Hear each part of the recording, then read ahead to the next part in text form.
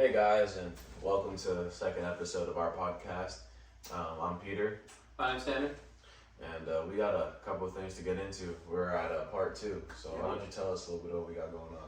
Alright, so as you guys know, part one, we ended off with kind of talking about what was going on with BlackRock trying to buy land in Maui. The people of Maui didn't want to sell the land. So that's going to kind of transition into celebrities buying up the land because the Maui residents don't want to sell it to corporations because, you know, kind of we talked about the concrete jungles. They don't want the Walmarts, they don't want the Amazons, they don't want the McDonald's coming in, taking down the beauty. But what can happen is these corporations can use celebrities as like a vessel in a sense because celebrities, they're not the company package. They're not the McDonald's package. They're not the Walmart package. It's like a Trojan horse. Exactly. Perfect. That's a perfect analogy, actually. So these celebrities will be like, oh, well, I can put a 5-star resort on the island. Because keep in mind, roughly at all times, Maui's total population, roughly 31% of all the residents there are actually tourists. So basically 1 in 3 people at all times don't even live in Maui, they're tourists. So because of that, Maui makes a lot of their money off of tourism. So, and that also makes sense why they don't want the concrete jungles, but that's where these celebrities come into the picture. They're like, oh yeah, I'll put a $20-30 million, 5-star resort, something really nice for the people to go to. And that is a lot more enticing to Maui, to the people of Maui, because Then 20 McDonald's. exactly, no concrete jungle. It's still beautiful land. You're using the land in a good way. It's still showing it off. All right, so the first person we want to kind of show you guys on the suspect list is Oprah. Did you know Oprah Winfrey has been securing Maui land like it's a trending bestseller? In just 2023, she invested in a vast 520-acre plot for $3.89 million, then went for another 330 acres at $2.7 million. Not to mention the 2 10-acre patches she bought in 2022 for $100,000 each. From a mere 100 acres in Maui, Oprah now commands over 1,000 acres. But here's the twist. Amidst the real estate surge, a sudden fire happens, destroying homes nearby but leaving her vast terrains unscathed. Does that ring a bell? Think back to 2017. A deadly fire consumed homes near her Montecito mansion, yet once again Oprah's property emerged untouched. And after that event, she expanded her Montecito land holdings to a whopping 70 acres, even snatching up a 4-acre complex in 2019, which was decimated by mudslides shortly after the 2016 fire. The connections, the acquisitions, and the timing are definitely food for thought. Okay, so we've been talking a lot about Oprah lately, but have you guys heard about Larry Ellison and what he's been up to the past couple of decades? I mean, this guy bought an island in Hawaii, and not just any island. As you guys will see in this video, it's the 6th largest island in Hawaii. And he bought about, I think it was like 87,000 out of the 93,000 acres. 98%. 98%. So Yeah. I don't have the acres, but A whole lot of acres. 98%. That's crazy. And and you gotta think that's a billionaire that bought the land. Like he just came in and bought that. You know, like a human came in and said, "Hey, I'm buying this whole thing. It's mine." Cool. And Bill Gates supposedly had his honeymoon there. Like, what? Yeah. And then you got to think, people don't know this, we don't talk about this, and of course there's a whole lot of things we don't know or talk about, right? But that's kind of the point. It's like, don't just brush this under the rug and think that it's, not possible for corporations or people to come in and buy these islands. I mean, that's one person that came in and bought the 6th largest island in Hawaii. And he turned it into like resorts and shit like that. What do you think a corporation could do? A corporation is, like you said, the concrete jungles. I mean, you want to see McDonald's and Wendy's all over Hawaii, then let BlackRock enter. Yeah. But that's what they didn't do. They didn't let that happen, and now we're seeing what's going on now. So I'm gonna go ahead and play this video real quick. An orchestrated land grab of Maui by billionaires and the other powers that be? I didn't want to believe it. That is until I learned that there is one billionaire, Larry Ellison, who already owns the nearby Hawaiian island of Lanai. And it's not some kind of podunk island. It is the 6th largest island in Hawaii, 140 square miles. Ellison purchased nearly 98% of the island, or 87,000 of the island's 90,000 acres in 2012 for a reported $300 million. He's turned it into some kind of secluded playground for the ultra-wealthy, while of course screwing over the local population. There are apparently suites that cost $21,000 per night, making it the most expensive suite in Hawaii. Nice. Microsoft co-founder Bill Gates got married on a golf course there, to no one's surprise. Gotta have yourself a luxury spa, right? $1,100 a night, what a steal. Ellison's goal for Lanai is to serve as a prototype for a health utopia. Tesla CEO and Ellison's close friend Elon Musk told Forbes that Lanai is like a microcosm for the world. Yes, what a lovely microcosm where one person literally owns all of the real estate on the island. If a resident is fired from a job at any of his companies, tenants can be kicked out of their homes on short notice. So another land grab on the way? All right, so that was kind of a video breakdown of Larry Ellison. How he literally owns 98% of the 6th biggest island in Hawaii. Literally borders Maui, okay? Now, I'm going to show you another video. At the beginning, it's going to flip back to Oprah, but just it's a quick video. Just stay and watch it because it's going to turn into showing you guys all the other people who have properties on the island. And then it's going to reference the color blue, which we're going to get into after this video plays. So before I say too much, check this video because this is where things are going to escalate. So watch this. I definitely think Oprah was the cause of the fires in Maui. Oprah Winfrey buys 870 acres of land in Maui for $6.6 million. So put 2 and 2 together. She buys 870 acres for $6.6 million. And then a huge wildfire happens in Maui. Now, I'm not saying that I know Oprah Winfrey did this. I just think that it ain't a coincidence. And that's like kind of common sense to put 2 and 2 together. And these are all the rich people homes in Maui that didn't get touched. And those have some big names on there. Mind you, all of these people live in Maui, and I highly doubt that they're helping rebuild that place. You know, it's crazy to me how shit like this can happen, but these millionaires and billionaires don't do shit to help. That's how you know that most of them are controlled opposition. Oh, and let's not talk about how most of the things that was blue in the Maui fire didn't get touched. There's more info on that too, just go look into it. But let me know what's your thoughts on this topic. Do you think Oprah was the cause of the Maui fires? Alright, so at the end of the video, you saw how he was referencing the color blue. He said he's going to make his own videos about that later, but so are we. But we're going to talk about it a little bit right now.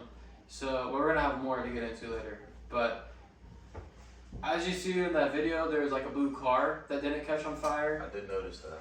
Yeah, exactly. I feel like there might have been a blue umbrella. He might have shown the video. If he didn't show in the video, we're going to show you guys a lot more things with blue not catching fire, how this stuff works. It's crazy to me. But you know what's even crazier though? Let me hear it. So October of 2022, there was actually a news article that was written, and there were all these celebrities around the island of Maui painting their house blue. And I mean, no one thought anything of it a year ago because it's just like, why are all these people painting their house blue? Like, it's just the weird. Exactly. And I'm going to show you guys this picture real quick.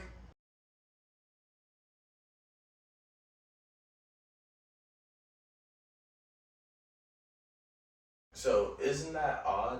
I mean, that's what, in 2022, and they were already painting their roofs blue. And you got news reporters making reports about this. I mean, things happen that news reporters don't acknowledge all the time.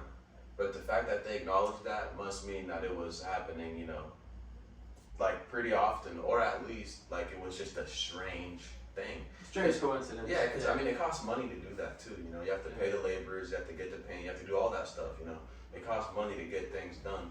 So they were spending money on that. And you got to think on top of that, if they were all doing it, it's almost like someone new.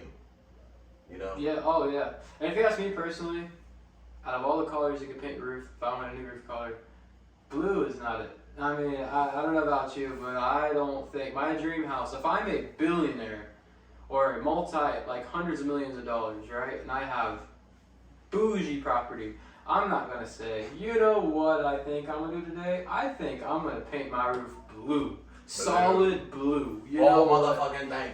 Yeah, everything. You know what? I want a blue house. Like, who's doing that? Who with money is doing? I mean, apparently they did do it, but kind of like you said, but then all the rich people, like all the really rich people in the island, like it's one thing if one person does it, but then they all are painted in blue. It's like, That's kind of like an eyebrow raiser, like a Insider trading, stock market. What do you call insider trading? And with something in like real life. yeah. Like Because so you guys might be confused.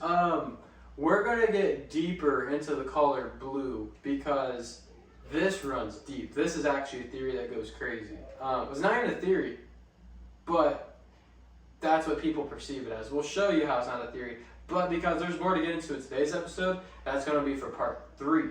So make sure you check out part 3. Okay, so I kind of want to transition the color blue into, and keep in mind, remember the color blue because we are going to get back into that. Just remember blue.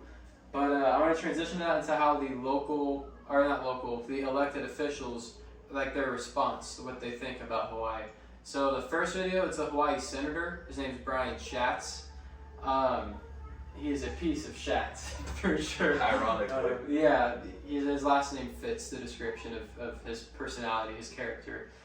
But why I say that is because I'm going to show you guys this video, and he has a smirk on his face and the first thing he says when it's his turn to speak is he references the money that they're making with a smile on his face. Almost as if, like we've been trying to tell you guys, show you guys all the indications to think, as if this was planned. It was a plandemic. Like COVID, it was planned out. And it's always ironic how everything is once you take a different perspective at things. It's almost like the glass. There's always the half empty and the half full, right? Yep. And it's like you said, there's a pandemic and there's a plandemic. Yep. Like once you with this whole thing, you start looking at things in a different perspective, and things just start looking fucking weird. Because how is it that like those two words just pandemic, plandemic? Like, That's just yeah, you're right. And they just said, yeah, fuck it, let's do it. Yep. So watch this guy's response, and just watch the smirk on his face. Brian Schatz is the Democratic senator from Hawaii who shared these images from a devastated Maui during his tour of the area yesterday, and he is here to tell us about it now. Senator, it's great to have you under awful circumstances, and like I said to Senator Hirono last night, everybody I've talked to and seen is thinking about folks in Hawaii and pulling for you and sending love and concern. What did you see yesterday when you were able to tour the parts that were so devastated? Thanks, Chris, for doing this, and thank you for your kind words. And I just want to thank everybody across the country and across the world for the solidarity and the support and the money that is pouring in, because this is a disaster ongoing. We are still in disaster response. We are not in the rebuilding phase. But what I saw was it was as though a bombing run had happened on Lahaina. It's flattened. It is razed to the ground. All right, so if you watch that video fully, you'd probably see about halfway in that video, the senator says, it sounded like it was a bombing run. Now, if you remember back to our first episode, the second topic we were on, it was a video of a resident who was literally floating in the ocean, said it sounded like bombs were going off. Actually, the first person who was talking about the police blocking the exits, they also said it sounded like bombs were going off. I mean, we didn't put all the videos we've seen in our actual YouTube video, but there's so many clips. Like, if you guys really want to check them out, they're out there on TikTok, Twitter. I mean, it's crazy. There's so many people saying it's not like bombs are going off. Now, even the senator, the same guy with the smirk on his face, when it was his turn to speak, the third thing out of his mouth was, "Oh, the money. Thank you guys so much for the money we're receiving too." And you guys saw the smirk on his face. I mean, he's talking about there's no reason for a smirk to be on his face. And then he's talking about the bombs. Like, it's so insulting, because once you start to realize how this stuff works, the karmic retribution. Yes, karmic retribution. They know what's going to happen, right? And we're going to also get into part 3, showing you guys what actually caused the fire. If it were bombs, some people say it's laser beams. It's kind of a little bit of both, to be honest, kind of the same thing. But we're not going to get into that. That's part 3, because that's going to take a lot of time in itself. But he knows that that's what it was, and he even says it with a smirk on his face. Oh, it was like bombs are going off. Like, to me, that's they crazy. throw it in your face so that way they can hide it. Yeah. To me, that's crazy. Now we're gonna show you guys the top dog, the governor himself. His name is Josh Green. Kind of ironic, the green agenda, green energy. Josh Green is his last name, and he's pushing for these smart cities. But before, we're gonna get into that really soon. But before we do, I want to show you guys this clip where he literally says, this is just a few weeks ago too, where he says he's looking to give the land back to the state. And just a few weeks before the fire, he made some pretty big changes to the laws in Hawaii. But this lady has gone into it and found every law he's broken, and there's 7 statutes he's broken. So check it out. This is where things start to get pretty mind-boggling. Remember when Governor Josh Green said this right after the fires in Maui?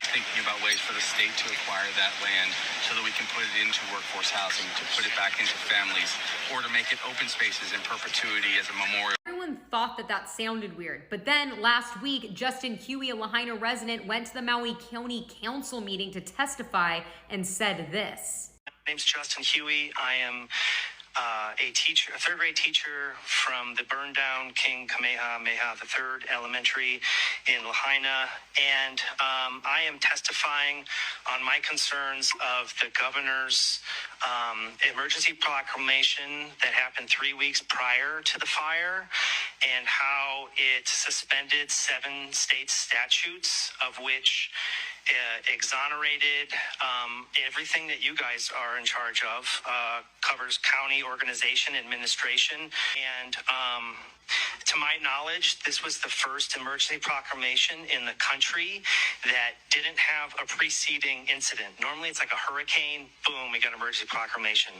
But this was just, from my knowledge, was just to streamline development. It's true. Governor Josh Green signed an emergency proclamation specific to housing 3 weeks before the fires in Maui on July 17th. This proclamation basically says that housing in the state of Hawaii is an emergency because the land and the development has become too expensive for Hawaiians to rent and buy. It removes all the red tape when it comes to building new infrastructure and suspends previous building laws saying that those processes take too much time. It suspended 7 state statutes, suspends historic preservation, Hawaii Community Development and Authority, environmental impact statements, collective bargaining in public employment, allowed the governor to appoint a state lead housing officer to support and carry out the intent and purposes of this proclamation, not an elected official.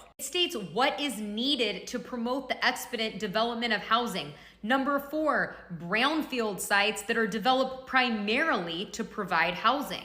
What are brownfield sites? According to the EPA, a brownfield site means real property, the expansion, redevelopment, or reuse, which may be complicated by the presence of hazardous substance, pollutant, or contaminant.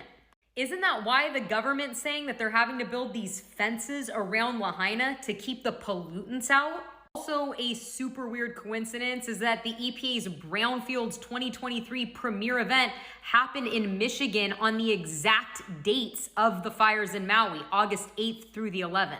To me, all of this is odd. The timing of the emergency proclamation for housing, specifically 3 weeks prior to the fires in Maui. Governor Josh Green, right after the fires, saying that he was trying to find ways for the state to acquire the land. And the fact that the Maui residents have been voicing their concerns about land grabs and saying that the government is not including them in the rebuilding process for Lahaina. As always, let me know what you think about all of this down below. Okay, so that's just absolutely freaking bonkers, right? I mean, let's be real. One of the biggest reasons that the Hawaiian people didn't want to give their lands up to the corporations was because it was historic. So what does he do? Revokes that, completely revokes that, says, oh, we don't care. We do not care. If it's historic land, we're building over it. And it's just like, out of everything else that's already going on, you really got to think that's just a nice little cherry on top. And only in the event of an emergency. which is only ironic. in the event of an emergency. It only happened 3 weeks before an emergency. Which is ironic. Because don't worry. We can only build on this historic land if there's an emergency. Don't worry. We got a fire department. We got emergency sirens that didn't go off.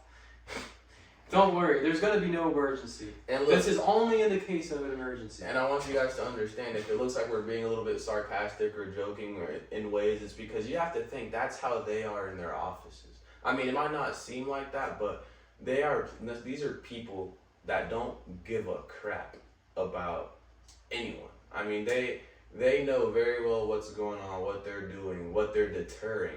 And I say it like that because, I mean, you got to think, how many people's life plans did they just stop? I mean, you got people in Maui, they had plans. I mean, they were going to How many lives did they end? Mm. How many children's lives did they end? Real question. You know what I mean? Yeah. And then for it all to just be a coincidence, that's why they laugh in their corporate rooms, because we're just ants. But at this point, it's where we're starting to realize, because we're not ants, we're fucking people. You know what I mean? And people have brains. If we give ants the credit to, you know, work together and be able to, you know, change shit, we're humans. We are not ants. Like, come on now. We're being treated like slaves. We're being treated like slaves, way worse. Because, like, at least slaves knew what they were. We don't even know. We're brainwashed completely. I mean, shit, it's crazy to think. And it's kind of like dogs. We're like domesticated to think. How dogs are happy, but you keep your dog inside your house all the time. Like, technically, your dog is enjoying everything, but they're kind of enslaved to your house. Like, if they knew what the world really had to offer, they wouldn't want to just stay in your house. You know, your dog would ask to go on a walk or to go on a hike or some shit. They've kind of made us domesticated dogs. They're like, oh, we'll give you entertainment, you know, because we do live a good life, but we don't want you to know what's really out there. Yo. Because there's a lot out there, guys. I mean, a lot. I remember when I first came here from Union, sorry, not to get off topic, but I'm from Africa. You guys probably don't know that, but that's kind of the point. I mean, that's why we started this podcast, because the world is big, and not only just big, but it's deep. And you start to come to like America and places like that, and you realize that we're almost like a soft core China, a soft core North Korea. Like, we have freedom, don't get me wrong, and things are good. Things are not as bad as like Africa per se, right? This is still a first world country. But I mean, look at what's happening in Maui. That's just one example of, I mean, well, it's getting taken away. Yeah. You know, they're trying to, it's like I said, a soft core China, soft core North Korea. And when I moved here from Africa, one thing that I definitely noticed about the American people, and one thing I loved about the American people, is their sense of freedom and their sense of, I don't give a fuck, this is my land type of deal, right? Yeah. So it's like, let's get on that. Let's stand on business, because home of the brave. Home of the brave, land of the free, home of the brave. You know what I mean? So I really do think, and another thing too is a lot of people think we're a little bit silly for standing in front of a camera and saying stuff like this, but let's be real. Like, let's be so real. If the world is headed towards like the end, which a lot of people kind of feel that way because the way things are looking, why would you care? Like, why would you not put yourself on a camera and talk about what's going on? And if you feel like it's not gonna matter, then that's the problem right there. That's the indoctrination. They've made you feel like it's not gonna matter, when in reality, seeing the next person talk about it will bring awareness to the next person, and the next person, and the next person, until we're all at a point where we can see the signs and we can all agree that things are very fucked up. But I mean, this is just the start. You gotta have a couple brave people, a couple people that crawl so that a couple others can walk, so that the rest can run. Yep. And that's what we're doing. So. Yeah, there's a lot of things that need talked about, for sure. And I mean, another thing is too, we realize that there's a problem, so we're trying to bring an awareness so you can realize, because once you see enough, you will realize it's not an opinion, it's a fact. This is a problem. And there's only one way to really change this, is to bring light to it. You know, like, get a lot of eyes on it, make sure everyone's seeing what's happening, get as many voices as we can, because I'm sure we've showed enough already. You guys can kind of see this is unacceptable. But believe it or not, there's more. And the things, and as we're going along, it progressively gets worse. It really does. And we're only halfway through. We might not even be halfway through, but we want to show you guys total. But speaking of that, let's actually get back into the next thing we want to show you guys, which is Josh Green, the same governor. He he thinks a lot about these smart cities. There's this World Economic Forum, United Nations 2030 agenda. Okay, World Economic Forum's it is what it sounds like. It's a group. It consists of members all around the world. The World Economic Forum, the United Nations, same thing. They're pretty much World Economic Forum and the United Nations are pretty much the same thing. The United Nations, it's literally all the nations just united.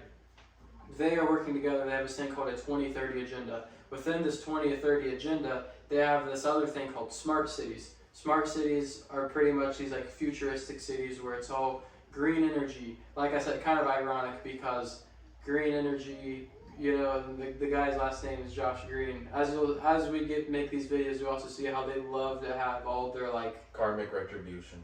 Yeah, pretty much. I don't even know how to word it, but you'll just see how they love to play things up. But I'm going to show you guys this video actually before I say too much. So watch this video. Governor Josh Green touted Hawaii's sustainability accomplishments at the United Nations Economic and Social Council in New York City. The governor was the keynote speaker in the forum that included more than 40 presenters from around the world. Green pointed out that Hawaii is in a unique position as an island state and has tried to lead the way in promoting renewable energy. We tried to lead on energy and climate. We were the first state to mandate 100% renewable energy for electricity. So it's, again, an opportunity as a small state with technically a small footprint, but we do punch above our weight a little bit because of our position in the Pacific. Speakers were invited to help implement the United Nations Agenda for Sustainable Development Goals in 2030.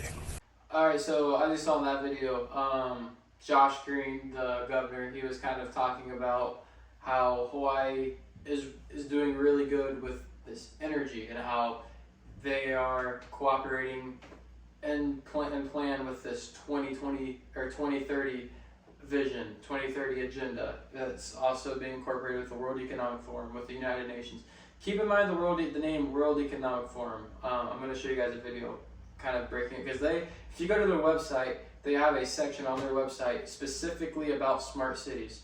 Now, this video I'm going to show you doesn't actually show you guys what's on the website, but I highly encourage you to check it out for yourself, because they word it in a way that it sounds really, really good.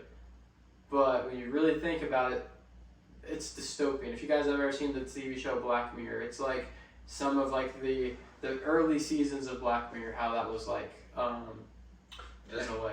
The bad futuristic things. Yes, the futuristic, but when it's in the bad hands, which unfortunately it's in the bad hands right now. It could be cool, right? Like, don't get me wrong, but even stuff like the Mark of the Beast thing going on with Elon, like that's just kind of questionable to say the least. You know what I mean? Because with the Bible and everything else, because I mean, we can't act like that stuff isn't real. And to the people that say it isn't, well, I mean, you're gonna have a lot of explaining to do. It's like my friend Hannah would say. Yeah. Oh yeah. Me personally, I'm a Christian. I do believe in the Bible, and something actually I think is very intriguing what's happening right now to think about. So there's a thing in the Bible, the book of Revelation talks about the end of the world. It's called the calling of the seven trumpets. It's pretty much like the final, like, you need to recognize what's going on in the world right now. You need to get right with God, because these are God's final messages. From what the Bible says, this is his way of saying, these are the final messages I'm going to give you guys to know I'm about to come back. The first thing that happens is a third of the world will go up in flames. That's actually happening right now. A third of the world is literally catching on fire. Maui Fires, we're just kind of talking about this. This is more direct with us because we live in America. But I mean, I do plan to get into talking about the fires all over the world. I mean, it's not even the only fires in America, it's just the most significant one right now. But something else it talks about in the Bible is, so the Bible says there will be a false coming together of nations, and that will be a 7-year period. And that's end time prophecy. They're talking about a 2030 agenda. So the year is 2023 right now. We're 7 years from 2030. The first trumpet, in my opinion, I don't even think I think I could get away saying it's not an opinion, because the world literally, a third of the world literally is on fire and burning. And the Bible literally says the first trumpet, a third of the world will be on fire and burning.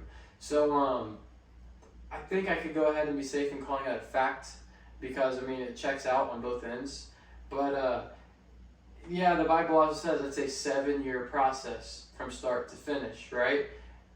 Now, and it literally also says the false coming together of nations, the United Nations, the coming together of nations, the World Economic Forum, the coming together of nations. They both have a 2030 agenda, 7 years away. I'm just saying, now look, God gave us all free will, so I'm not here to force my opinion on yours, but as a Christian, I am telling you that this is not wrong, if that makes sense. Like, what the Bible is telling us is going to happen, it all is lining up. Everything the Bible is saying is going to happen is happening.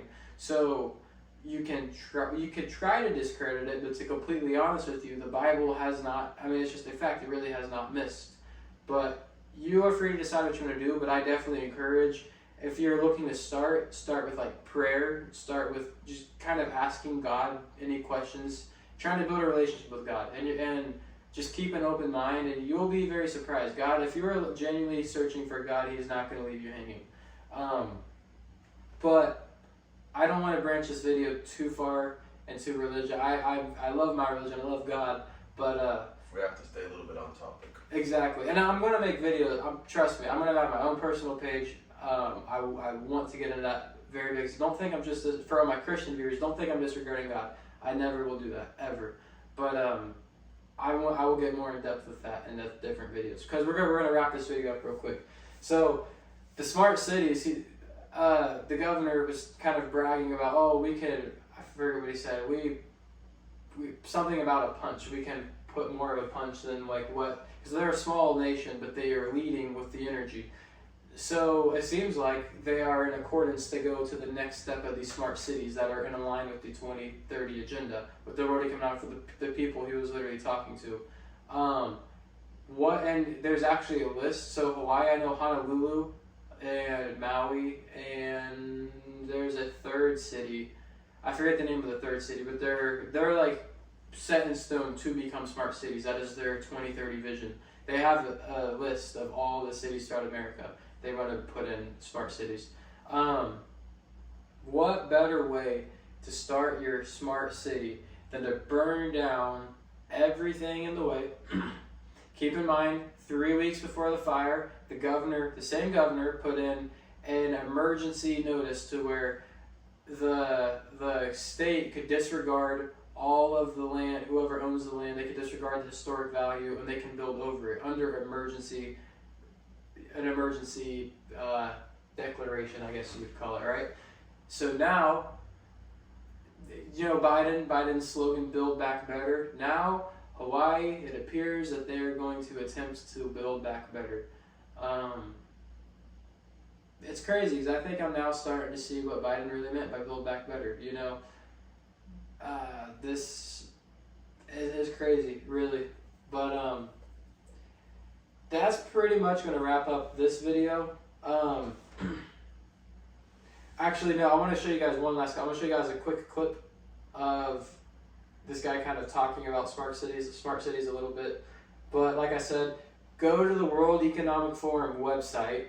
On their website, there's going to be a section for smart cities. Go check that out, because you're going to see some things that are really crazy and how they expect us to all be living within just 7 years. So, after the video ends, we're just going to go ahead and end the video. So thank you guys very much for listening to this. I appreciate it. We are going to for sure come out with part 3. There might even be enough for a part 4. And part 3 is going to get even more detailed than today's episode. So if you like today's episode, I promise you're going to like tomorrow or the next episode. We're going to be talking about what caused the fire. We're talking about it's looking like people are in on this fire. It was known in advance. Celebrities and the government knew in advance this fire was going to happen. It just seems like it, because how many coincidences does it need to be for it to be a coincidence? You know what I mean? But the next video, we're going to get into what actually caused the fire, which is really intriguing in itself. So until then, thank you guys for listening. Again, my name is Tanner. I'm Peter. And this is the Decryption Podcast. So hopefully you come back for part 3. See ya. Peace and love. Now, I'm going to take you to the World Economic Forum their own website, they have a section on smart cities. So the smart cities are the way to get all of our problems under control, because their plan is to force everybody into cities and leave the land alone.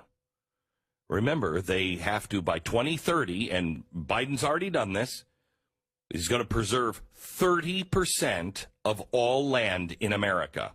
No humans will be on it. By 2050, it's 50% of all land. So where do the people go? The people all have to go into cities, but they'll be smart cities. Now, I want you to go to the World Economic Forum's website, and I want you to look this up for yourself, because you will not believe what I'm about to tell you. But it's there currently in black and white. So you decide who's the conspiracy theorist and who is actually lying to you. Now, you're going to love this. You're going to love this. You go to the World Economic Forum, you look up their smart cities, and you're going to see what is planned for you. Now, they have all kinds of partners all over the world. One of them is the Arab Group, ARUP, the Arab Group. They have their own section on the WEF website, okay? They're a progressive group that got together in Britain right after World War II, and they were like, hey, we can do a lot of things. You know, these Fabian socialists, they got a lot of great ideas. Why don't we start building things and building a community of tomorrow? So, very progressive-minded, and they want to be a source and a force for peace and social betterment, which I look for in a construction company, don't you? I mean, I'm like, yeah, but how? I mean, how is it with earthquakes and stuff? Social betterment. Did we say social betterment? Okay, so from the World Economic Forum, let's put page 40 up. There it is. Now, I love this. Now, this is a whole section on, look, we've got some pretty big goals to hit, and we got to hit them. So how do we build these smart cities, and what do we need people to do by 2030? Now, they have some pretty aggressive goals, and some of them are up there. And they look, I mean, if you're watching Blaze TV, you'll see them up from the website itself. But let me give it to you just in case you're not watching, because, gosh darn it, these stats are a little sticky. So food. They need to reduce the emissions of food by 2030. So their target by 2030 is you will only have 16 kilograms of meat per year. Now, their aggressive target for 2030 is that you have 0 kilograms of meat. I'm telling you what they're doing to the farmers and the ranchers, what the 4 big food processors are doing. They're driving them out of business, so you can't have any local ranchers growing meat because they're getting rid of meat. Listen to Klaus Schwab, who says by 2030, meat will be for the rich and very wealthy for special occasions only. You with that? Again, on their own website, 16 kilograms, that's all you can have of meat.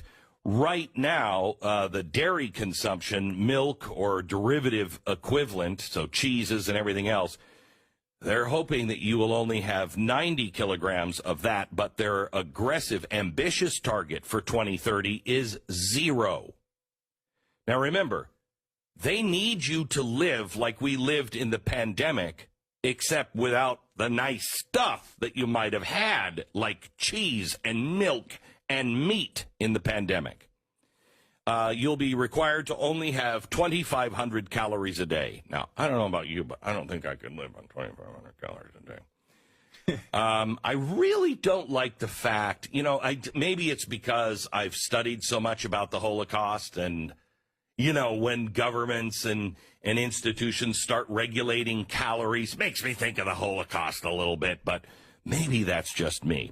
Now, when it comes to clothing is a problem, okay? We have too many clothes and I've watched television. I don't think we have enough clothes. So their progressive target for 2030 is that people will only be allowed to have 8 new clothing items per person per year. But they really are shooting for 3. So, comrade, you could have a new shirt, a new pair of pants, and maybe some socks. Merry Christmas. We'll begin to go, oh, they got socks for Christmas, thank you. No big deal there. On private transportation, their goal is, now, I don't even know the number, they don't include this in here, how many vehicles per 1,000 people? What do you think per 1,000 people? How many vehicles do we currently have, do you think? 500? Yeah, some of them are kids, Yeah. but I don't know if you're thinking it's got to be at least 500. At least 500. They want to reduce that by 2030 to 190 cars per 1,000 people. And their ambitious target is 0 cars per 1,000 people. Oh, by the way, and your 20-year car, the car that should last you about 20 years, they want it to last now 50 years.